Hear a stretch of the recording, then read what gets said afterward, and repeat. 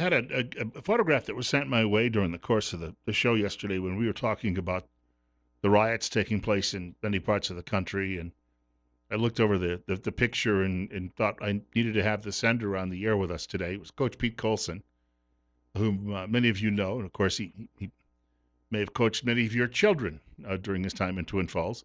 It's 5 minutes after 8 o'clock. We're at 58. Bill Colley with you, too, on News Radio 1310. KLIX and newsradio1310.com, and the coach is going to spend a few minutes with us today. He's obviously been impacted by what he's been seeing. Most of us have seen these pictures, and I think we're horrified, we're disappointed, we're saddened. Coach, welcome back to the program. Well, thank you for allowing me to be back. Always enjoy our time together.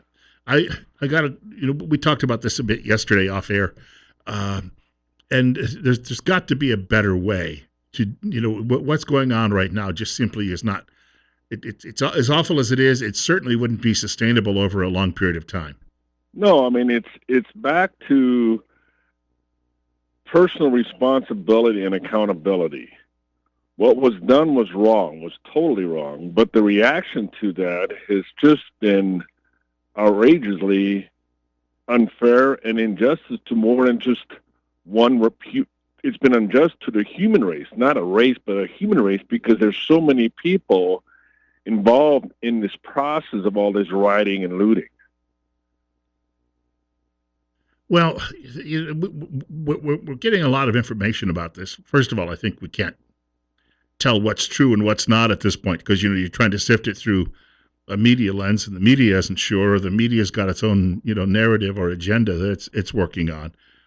But I don't know, maybe it comes to an end, it just wears off and people go back home. But I don't know that if there's a solution that you can throw out there that doesn't require some sort of force. But could there be a way that you could do that without force? Well, I think it's like when I speak to young people and to different audiences, I always talk about the ABCs of life. Your attitude. What are your thoughts? How do you think? How do you process the challenges of life? And then your behavior. What are your actions in terms of those thoughts? And the last one is, what is your character? It's not about the color of your skin, but the content of your character. And I think that's what seems to be so forgotten. I mean, I was talking to some friends in Austria yesterday. We were kind of reminiscing of my years there. And I'm so thankful for people that were an example to me despite the opinions of society. And I think so many times we get caught up in opinions and forget about being an appropriate example. You can be against something, or you may protest against something, but do it in a responsible way. And that's what's lacking. And it's just frustrating to me because there's injustices all across the world in different walks of life. And we tend to forget that. I was going to say, when we talk about these people who are out there, you've got really two sets. You've got people who are coming in from elsewhere who are apparently egging people on. And then number two, and probably both sets of these people who are out there in the streets, you don't necessarily have a lot of parental supervision, and unfortunately, culturally, may never have. And I think that's where it starts. It starts with the individual, and it starts with the family. What has been modeled by the family to help them be resilient and be responsible? And I think that's a forgotten art because too many times a parent wants to be a friend first and a parent second. And that's out of sequence. We need to be the parent first. We need to put boundaries in the lives of these children and put some parameters and some lines in the sand what they can and cannot do. And we don't have that. We have a society that's going corrupt. We're not going to get this back anytime soon. That's obvious.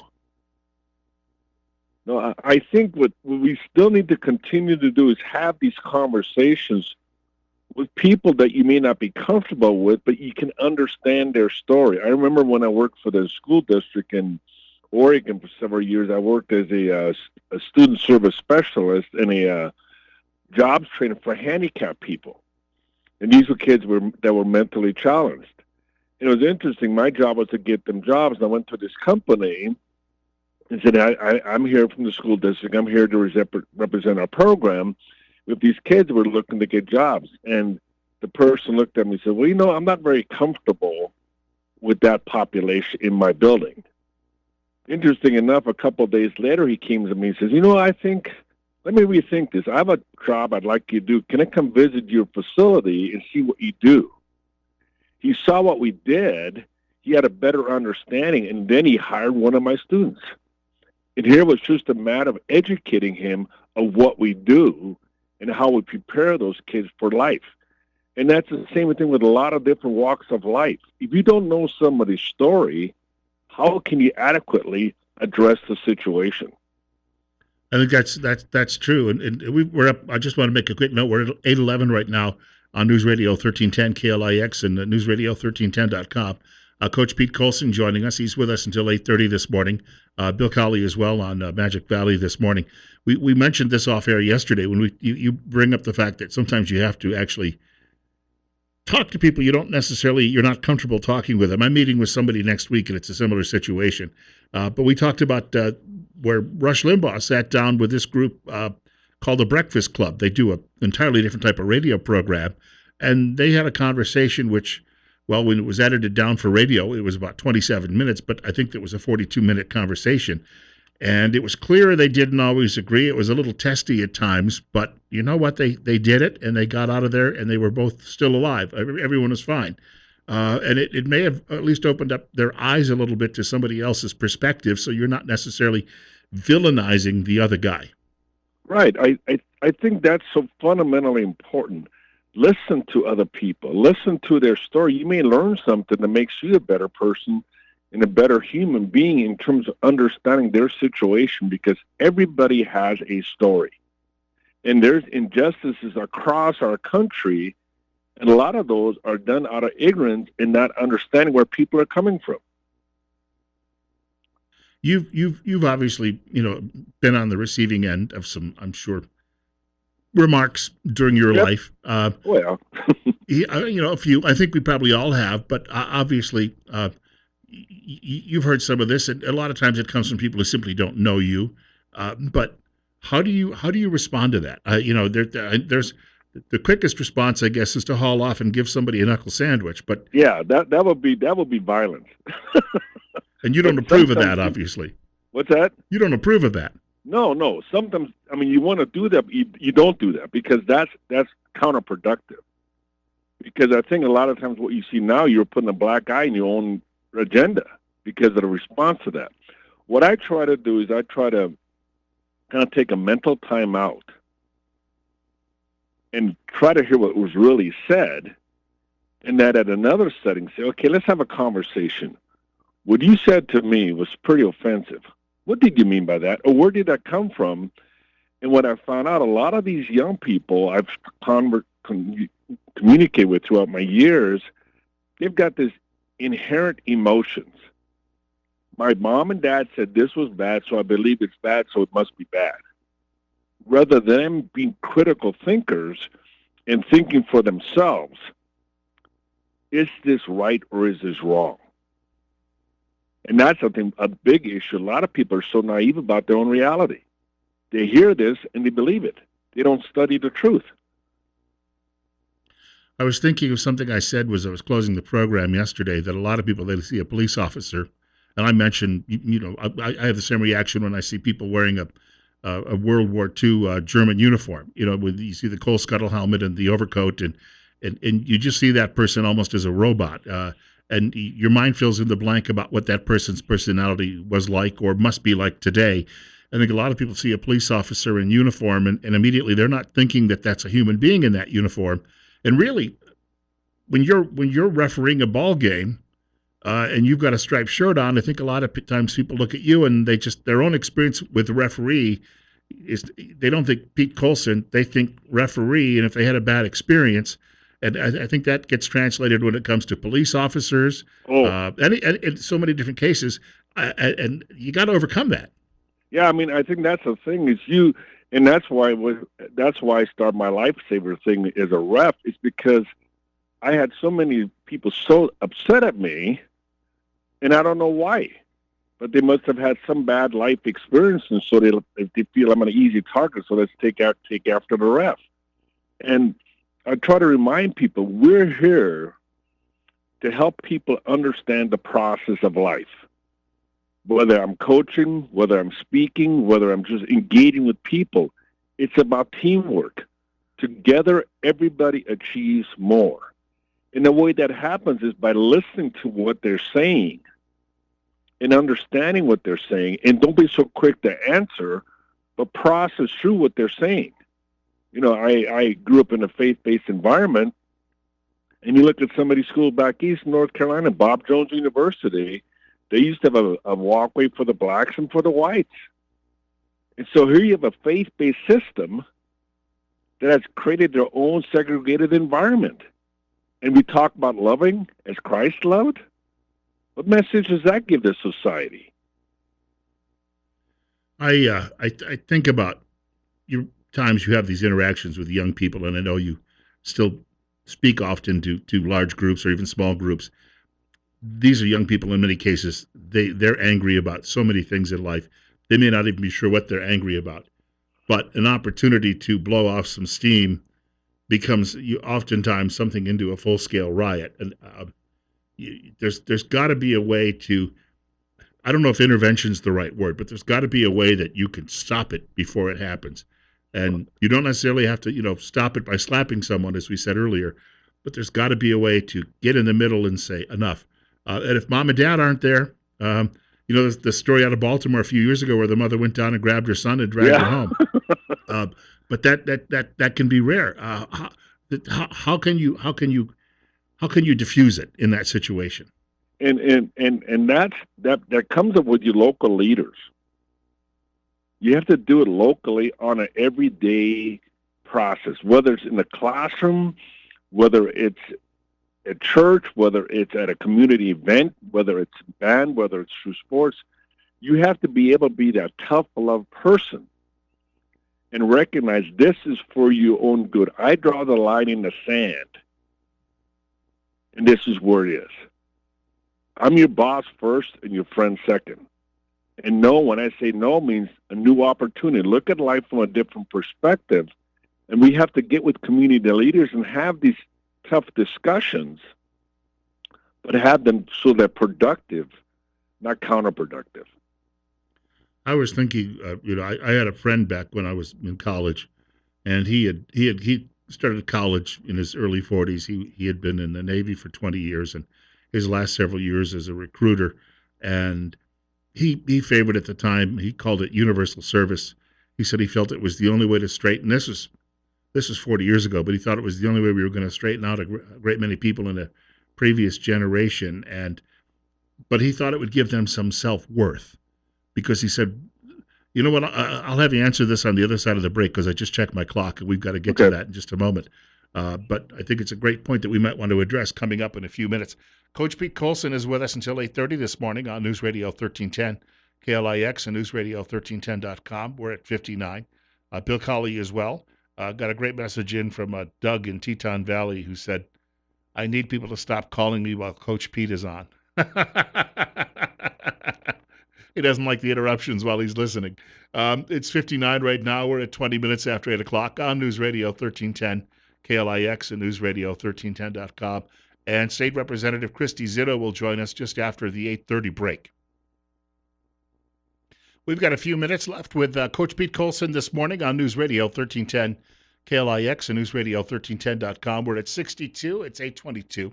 Bill Colley on Magic Valley this morning. And, Coach, I was mentioning what this friend from college had mentioned about maybe universal service. And, of course, he was saying not everybody has to be in the military, but you'd find somebody who, if they've got flat feet, maybe they could do 2 years working in a soup kitchen. I had a niece who once went all the way down into Appalachia in, I think it was in Kentucky, and spent some time working in a soup kitchen where they were feeding the poor and the like. But you also think about things like the Outward Bound program, and these are all designed to teach people some leadership skills, teamwork too as well, because you realize a lot of these people involved in these riots, they're followers. They've never learned any leadership skills, and they really don't this is their only team experience and it's not a good one. So perhaps we can find some other activities for people and so they can train and they can have that experience and learn that somebody just because they're different isn't necessarily the enemy as well. Right. I think one of the greatest things I learned when I was in college, I had to do what's called community service. And it helped me put my education in down to a practical level.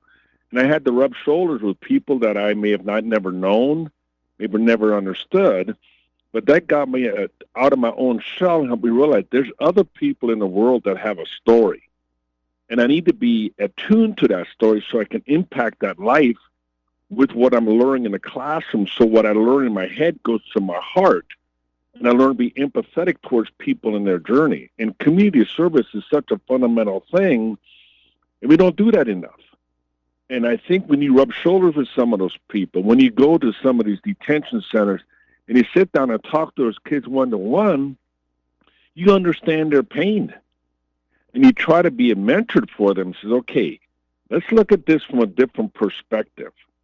And let's help this work. I remember working in Twin Falls in the TNT program, Towards No Drug Abuse, and it was amazing the things I learned from those kids, just having those couple of minutes conversation with them.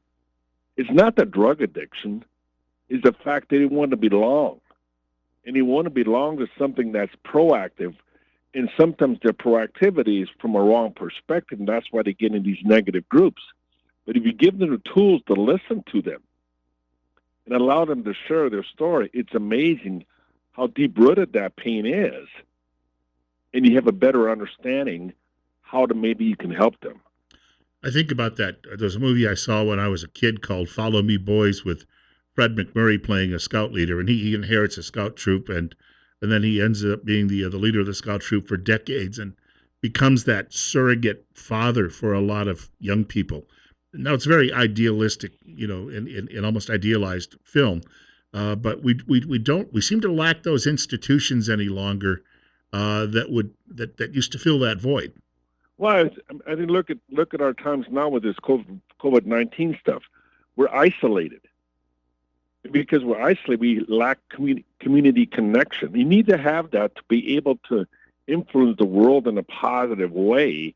And that's what's the problem with a lot of young people. They spend all their time in front of their computers, and they never interact with other people, so their computer games becomes their reality, and they live out that false reality. And that's the danger of not getting outside yourselves. In these schools, we need to open trade schools so kids learn skills. That may not be a banker, but they're skills that are necessary for society to flourish down the road. We've talked about parents. We've talked about various programs that would be good for them to learn these leadership skills, or at least working with others, the teamwork. The other part of this, we have to really revive faith in American life. Yes, that's my stronghold is my faith, and I think that's part of the issue in and of itself. We have so many churches, we have so many different denominations, which tells you there's been a lot of disagreements. The Bible is clear, for God so loved the world. There's no subtitles. He loved the world. He loves everybody. And there's another passage, for all have sinned. Everybody has sin in their life. Understand that, and through that, bring them to the grace and mercy of God and give them that unconditional love so they can learn to live responsibly. Listen to people's story. Don't jump to conclusions. All of these things create a discipline in life, whether they be that organization, like a scouting organization used to be your church, and that's often why they were often, I think in the past affiliated with each other. Would it be difficult to get all of this restored culturally? I mean, on a broad scale, or could we do this and maybe do it within the next 5 years? I'm a big positive thinker. And I look at the term hope, helping others persevere in every situation.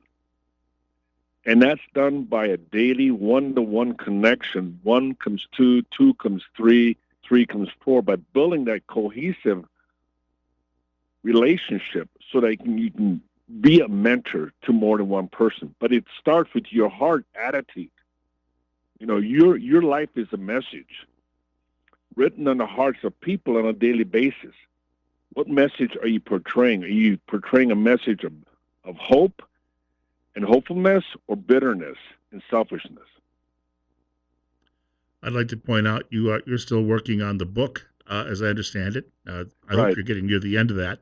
But for people who'd like to know a little bit more, how can they get in touch with you? I'd love to hear from some of these comments.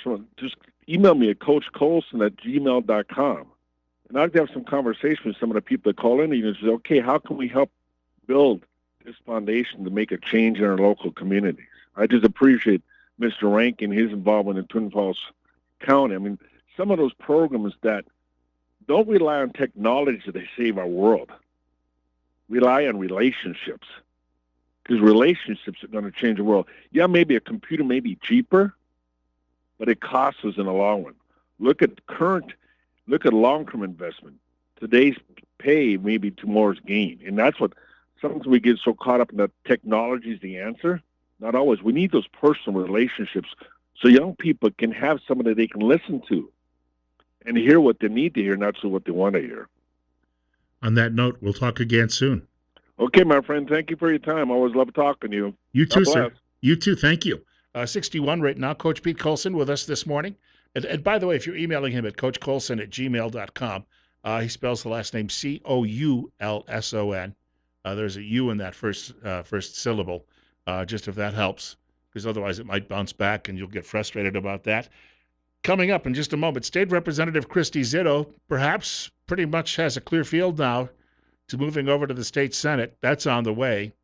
It's 61. We're at 8:30. Bill Colley on News Radio 1310 KLIX and newsradio1310.com.